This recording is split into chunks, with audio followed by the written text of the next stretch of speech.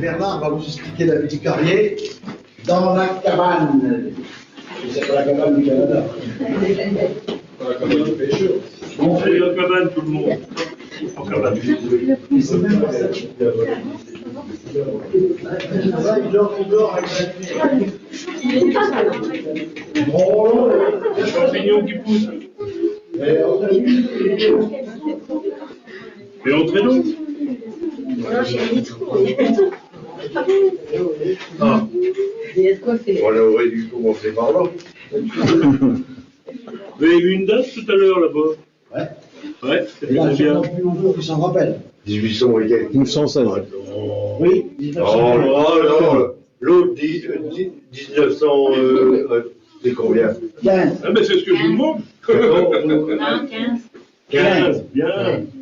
Donc, 26. Ah non, oui, on n'est pas non plus. 1926. Non, ils sont arrivés là. En 1926, ils ont arrêté là, pourquoi? Elle est là certainement parce que la pierre est un peu fissurée dans tous les sens. Ouais. Et puis c'est peut-être plus forcément au propriétaire. Il y a peut-être un changement de propriétaire. Limite de propriété. Limite de propriété. Alors, là c'est le coin où on se restaurait, mais ça serait aussi beaucoup d'infirmerie, parce qu'il y avait beaucoup de des mains, des pieds écrasés, des choses comme ça, c'était très très courant. Moyenne de vie d'un carrier, on a des gens qui sont au conseil municipal qui ont accès aux archives. Moyenne, à votre avis, combien c'était? 40. L'espérance de vie, 35. Espérance de vie, 55 ans. À 55 ans, voilà.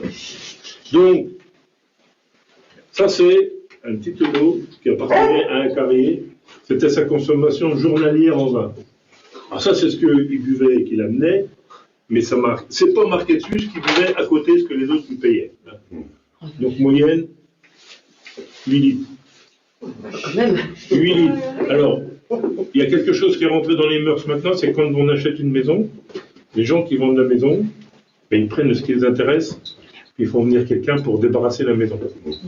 Et si c'est une maison où il y a des gens qui ont travaillé la pierre, nous, on essaye de demander est-ce que récupérer un petit peu quelque chose pour mettre à notre musée là-haut.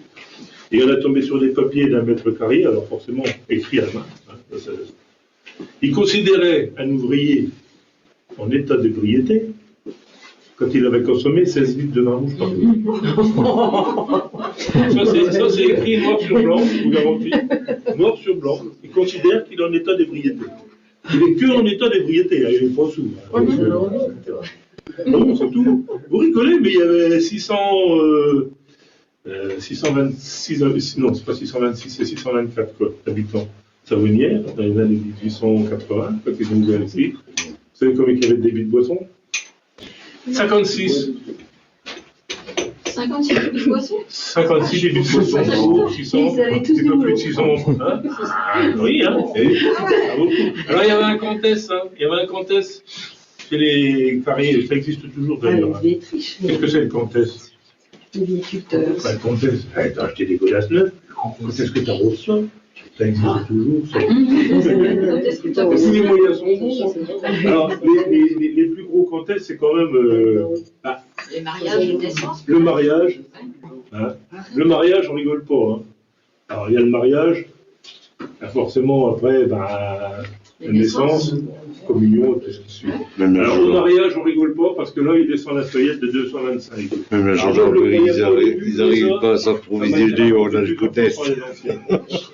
La feuillette, descendue en carrière, mise sur un bloc de pierre ou peu importe, sur quelque chose, à partir du moment où il y a un seau qui est un seau, on le met en perce, on met un seau sur le robinet, c'est la personne qui a amené ça.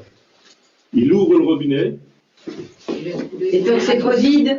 et personne n'a le droit de fermer le robinet, mais il ne faut pas que le seau déborde. On va chez les pailles. Alors moi au début, j'ai dit c'est pas possible ça. Et j'ai des gens qui sont venus qui disent si. Donc il faut les consommer. Et c'était pas à 2 ou à 3, hein, parce qu'il parlait de toutes les carrières. Hein. Voilà. Et puis, pourquoi du vin? Ils sont pas tout seuls à travailler à la carrière. Il y a le blaireau, il y a le putois, il y a le renard, il y a les souris, il y a les rats. Et bien tout ça, ça mange du pain, mais ça ouvre pas la bouteille. On a retrouvé des chaussures. Chaussures qui ont 70 ans. Ouais. Bon, je vous l'accorde, elles ne sont pas en très bon état, mais... alors, on les a retrouvés avec les clous. Pourquoi les clous? Avec une rustine. Avec la rustine. Et ils surveillent. Et pourtant, il n'y avait pas de trou.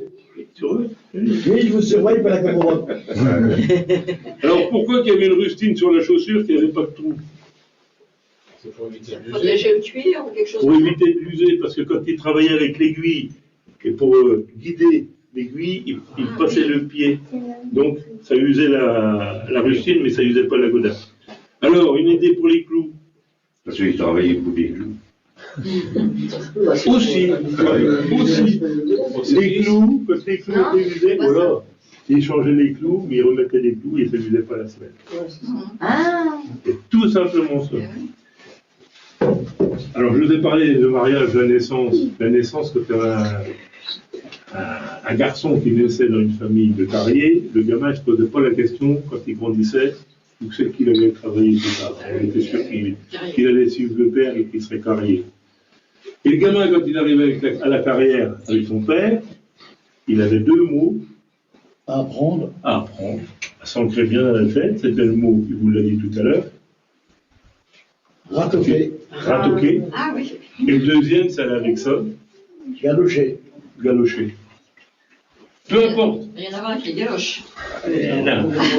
Peu importe qu'il disait au gamin, tu vas galocher, le gamin, lui, il fonçait, il allait chercher 4 litres. D'accord. Il allait chercher 4 litres. Oh, gamin, qui c'est qui t'a envoyé chercher ça? C'est bien gentil, va galocher. Il y a des journées qui se passaient comme ça. C'est dommage, on peut plus aller sous Savonnière, mais il y a des endroits, c'est marqué quand même arrêtez de boire, hein, pitié pour les femmes, parce que lui, il tapait sur tout ce qui bougeait quand il rentrait. Alors il faut savoir ici qu'on est dans un pays où on a beaucoup de pierres, on a eu beaucoup de minerais de fer, donc on avait beaucoup de hauts fourneaux. Et les gens, les gamins au départ n'avaient pas le choix, mais après ils pouvaient aller travailler où ils voulaient, mais ils préféraient travailler à la carrière. Pourquoi travailler à la carrière plutôt qu'au fourneau? Si vous revenez un peu en arrière, on vous a toujours expliqué qu'ils travaillaient au mètre carré, Travailler à la travaillaient tâche. au mètre cube. C'est-à-dire que s'il n'est pas, un gars il passait, il cubait rien. Mais eux, derrière ça, ils avaient tous une vigne, ça c'était la priorité, un verger, un jardin, une vache, un cochon. Ça leur permettait, s'ils faisaient du foin, de récolter en bonnes conditions, s'ils n'avaient pas travaillé à la carrière. C'est-à-dire que s'ils avaient travaillé au fourneau, là on disait c'est 6h midi ou 14h, 20h, là ils ont trouvé d'y aller. Ah ça, c'est une maigre compensation. Alors ici, ce qu'on a fait, on a acheté une carrière. Donc à nous. Par contre, le bois qui est au-dessus ne nous intéresse pas du tout. Et on a 5 départements en France où on a 2 cadastres. Et nous, ici, on fait partie de ces gens-là. On a 2 cadastres. C'est-à-dire que vous pouvez acheter les 2, hein. Il n'y a rien qui vous empêche d'acheter les 2. Et nous, c'est pas le sous-sol ici. Ouais. Nous, le bois ne nous intéressait pas, c'est qu'il y a un propriétaire du bois qui est au-dessus. Et nous, ici, c'est pas le sous-sol, c'est le très fond. Hein. Le sous-sol, il est sous vos pieds. C'est bien, gamin, c'est bien. Donc, nous, c'est très bien. Mais le gamin, quand il va galocher, il va chercher le vin, lui, il ne paye pas. Et quand il va chercher du vin, la dame a dit, je mets ça sur le compte à celui qui tombe. Et la dame qui tient ça, c'est bizarre, c'est la femme du maître carrier. Ça, c'est bizarre. Hein. Et à la fin du mois, Il retire. je vais te donner ton salaire, mais attends, je vais te faire une petite retenue. Ah ouais, les retenues sont tellement importantes qu'il arrive un moment, il n'y a pas de salaire. Il n'y en a plus. Il n'y en a plus. Il a été bu, ça. C'est pas compliqué. Tu as un petit verger là-bas qui est au fond. Non. Tu me le revends. Et on efface la dette. Ah ça, c'est pas couillon, ça. Que forcément, c'est un verger ou c'est un bois ou c'est de la terre, peu importe. Si c'est du bois, un bois, il faut toujours le régénérer, il faut toujours le couper pour qu'il y ait un autre qui repousse et tout ça. Donc, tu vends le bois. Si c'est de la terre, tu vends son fermage, c'est X quinté à l'hectare. Mais dessous, il y a quoi? Il y a la pierre. Donc, on vend la pierre. Et quand la pierre est partie, Qu'est-ce qui reste?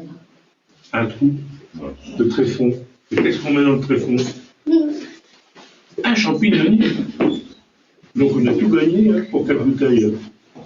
Voilà. Alors sous Savonnières, on ne peut plus faire comment on appelle, de lotissement, parce que c'est un gruère, c'est creusé dans tous les sens. Moi j'y suis allé très souvent, on fait sillonner ça, on rentrait le matin, on sortait le soir. Et un truc qui est très bizarre, c'est que c'est du gruère partout. Il n'y a qu'un endroit où là tu te dis, tiens, mais c'est bizarre, pourquoi on a tourné autour d'une grande parcelle? Ah, les couillons, toi, c'est la maison du maître carrier. Ah oui, désolé pour creuser sous la maison. Alors, on va aller voir le champignoniste. Le champignoniste n'est pas là, donc c'est mon ami qui va faire le champignoniste. Il faut savoir qu'on a sorti entre 8 et 10 tonnes par jour de champignons. Ça va bien. C'est arrêté en 2006. 2006.